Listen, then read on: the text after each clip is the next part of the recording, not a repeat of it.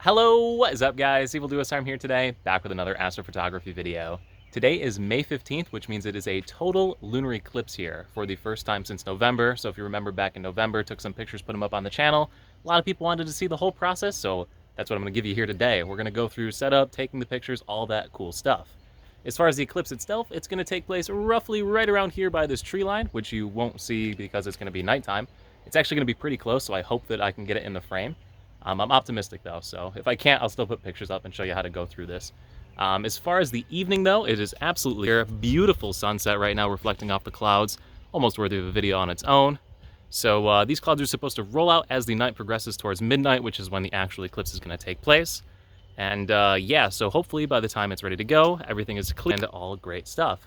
So anyway, let's get taking a look at the stuff we're going to use to take this picture, because once again, we got to get everything set up before we go. So let's go take a look. All right, so for equipment and camera itself, we are going to be using the Canon EOS RP. This is the camera that I dropped and broke not too long ago, if you remember my last video. It's still broken, the touchscreen doesn't work, the lens is still beat up, but I have taken some test photos with it, and it does okay. It's got some dead pixels and stuff inside of it. I'm hoping that I can aim around it when I'm taking the picture to be able to get some more usage out of this before I decide I give up with it. As far as accessories to go with the camera, the first one is probably one of the most important for this evening, is a dew heater. So this is going to wrap around the lens of the camera. The dew point is going to be right near the actual temperature, which means I have a high probability of fogging up my lens. So I want to have this thing on so that I don't screw up my pictures and get blurry pictures.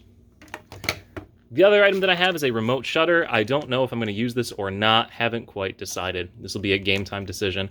I don't think I'm going to need it because when you do a space picture, as far as like an object goes, you take a video, not a picture. So the vibration shouldn't be that big an issue, but we'll see. I'll be debating whether or not I want to use that. Now, as far as actual setup, I'm going to be using the same tripod setup that broke my camera last time.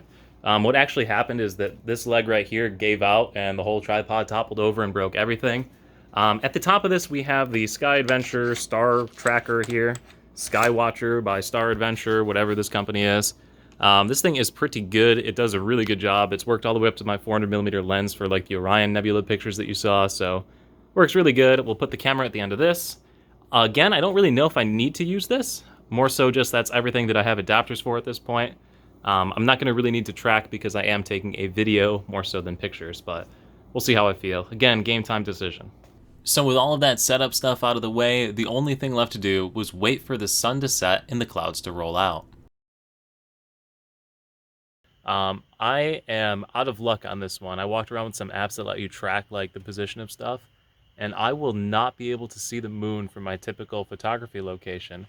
I'm gonna have to venture out into the wild darkness and take the shot from in front of my car down there at the end of the driveway. So, little nervous, kind of afraid. You know, I don't want to get like abducted by aliens or anything when I'm so far away from the safety of my house, but sometimes you got to do some wild stuff for videos, man. I don't know what to tell you. But yeah, so I'm going to bring my tripod here. I've taken off the star tracker because I'm not going to have enough time to set it up. I'm literally going to have like a 7-ish minute window from about 12:07 to 12:15-ish when it peaks. So yeah, I'm going to have to get up, run down to my car, set this thing up ASAP, and get it shooting. So it's going to be fun. I'll bring the tripod and have it set up ready to go down by the car. So exciting. All right, so it is 11:55 here, and we are going to go take a look and see if I got lucky or not with the moon placement here to see if I can see it. So let's see. No, you can't really see anything, huh? It might be peeking around the clouds. We'll go take a look at it down by the car here. I'm gonna go get a flashlight and turn it on. If I told you guys that I'm afraid of the dark and like I should really pick like different hobbies that don't involve wandering around aimlessly in the dark when I live near a forest with all sorts of crazy ass animals. I hate the dark. Okay. Oh sheet, you can actually see it. Holy macaroni. Ah! You can't see it on the camera though. It's okay. I'll get the webcam out here and we'll take a look. Alright, so I have the camera here set up and it is pointing up at the moon, which you can't see there, but you can see it in the viewfinder here. And I can zoom in and focus on it a little bit better.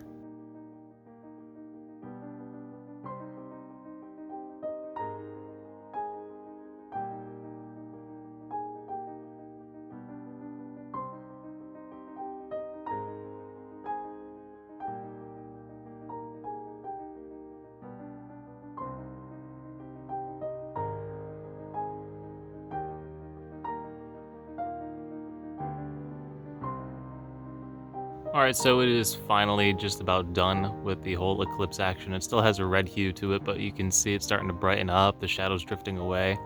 So I think that's pretty for my adventure out here in the dark this evening. So I have to go to work here in like 5 hours. So I'll do some video editing of all this later and put up some pictures later, and you'll get to see through the power of editing it all done at one shot. So look forward to that in a little bit. I'll see you soon, guys. And through the power of editing, you skip an entire shift at work, plus my sleep time, plus lunch, dinner, and all that stuff in between, and we can now just get on to actually making the picture.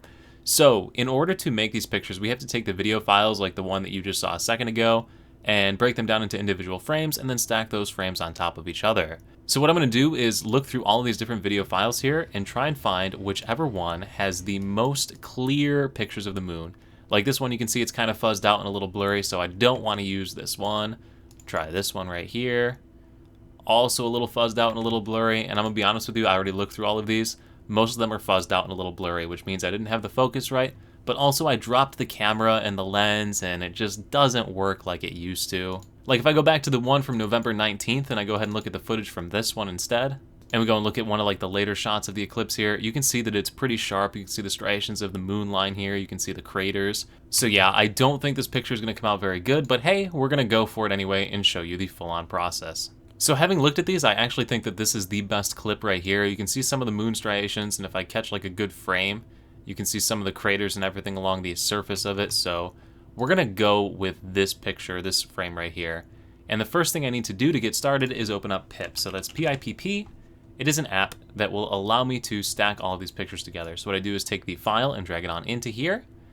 I then get a little preview of what it's going to create. I need to do a solar lunar full disk. This is a full picture of the moon. Under the processing options, I do not want to convert it to black and white, so I want to uncheck that box right there. We're going to center it around the moon itself with this enable cropping feature right here. And then in the output options, I need to output it as an AVI. I then click the Do Processing button and click Start Processing, and I will now stop recording because my computer will probably catch on fire, so I'll be back after this is done. Alright, so this is finished right here. It's at 100%, and what it has done is create a folder, and in this folder we have an AVI, and that AVI is basically just a picture of the moon, and look, we got to keep a couple of stars in there. That's pretty cool. But it's centered in the frame, mostly centered in the frame. There's a little bit of wobbling throughout the entirety of the video, so all this did really was center the moon in the middle of the video frame. The next thing we need to do is open up the program called Auto Stackert and drag this AVI file in, which will create this image right here. And then we hit the Analyze button. And then this is going to run and burn my computer if I keep recording, so I'll be back in a minute.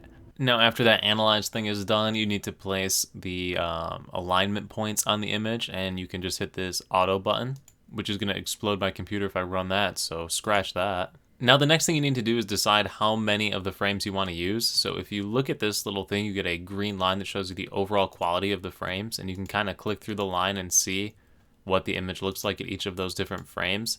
And generally just looks like a blob of nothingness. So once again, I'm not super optimistic for this image, but it looks like everything is pretty solid all the way out to about 75% of the way through this. So we're going to hit 75% up here, and then we're just going to hit the stack button and hope that it works. So we'll hit stack down here and let it do its thing.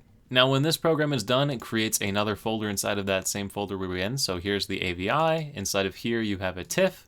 And honestly, this came out a lot better than I was expecting it to do. Like, you can definitely see some of the striations, you can see some of the craters, and I'm cautiously optimistic right now. Cautiously optimistic. So the final step here is going to be going over into Registax.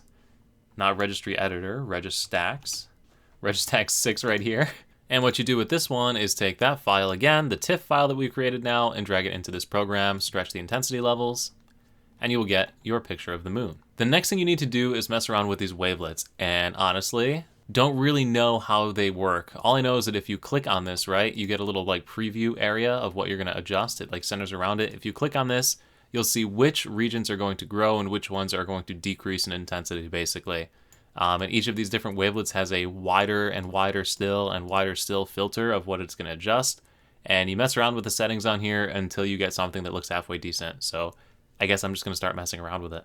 So you can see this one's starting to pull out some of those more fine details in the surface of the moon, striations, craters, all those sorts of things. And then we'll blend in some of this one. I think I'll probably just like fast forward this part or skip to the end on this, but I think this looks okay. I mean, this is actually a really cool shot because you can see like what it looks like after the changes and pulling out the features versus before. Like, that's kind of crazy, right? Just to think about how much more detail you can drag out of an image with this. I'm actually going to save this. I don't know if I want to keep this setting. We're just going to save it and take a look at it and see what it looks like here. It's so cool watching it populate in. Honestly, that doesn't look bad. I'm happy with that.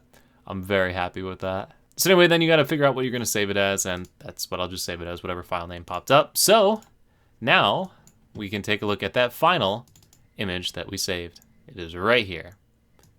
There's our final picture of the moon with a couple of little stars sitting there, floating out, a lot of nice surface details, a little blurry and grainy still, but honestly, I think that came out pretty good. So just to run you through the whole process of like where this all started, right? So we started with this video footage right here. Took a video of the moon. Look at how grainy and crazy that looks. You can barely see any features whatsoever. You got a couple of stars in the frame. You can kind of make out a faint looking blob here, you know, right? We took that and we compiled it all into one singular video, cut off all the stuff around it, centered it around only the moon. So now we have a blurry little moon picture, right? Took that blurry little moon picture and aligned all of the frames so that they were on top of each other by lining up any of the little bumps to get this picture. And then we took this aligned picture and drew out some of these surface features of it with some adjustment. And it might be a little too noisy. I might mess around with this a little bit more before I make the picture that I post, but all in all, I'm pretty happy with that. And now you can see that this image is taken actually slightly after the full-on eclipse because you're starting to see some of the moon's brightness along the bottom, but honestly, I kind of like that better. I think it draws a little bit more attention to it. And actually, fun little thing, let's compare it to the one that we took back in 2021 in November and see how that one came out. I think the one in November does look a little bit better. I think you can see a little bit more surface detail. Like right here is this little portion, but all in all, I think this came out pretty good. I am pretty happy with how that looks. I think I've said that enough times now though, so like I'm totally gonna call it a video. So yeah, if you found this video interesting, let me know in the comment section below. I wanna do more footage and videos and stuff like this. I already know some mistakes that happened. First of all, the audio got kiboshed at some points during it. I know that went out. Not much I can do about that. That footage was already taken and it was done live. So can't really fix those. But yeah, if you have other feedback like about this video, presentation style, things that I could do, let me know.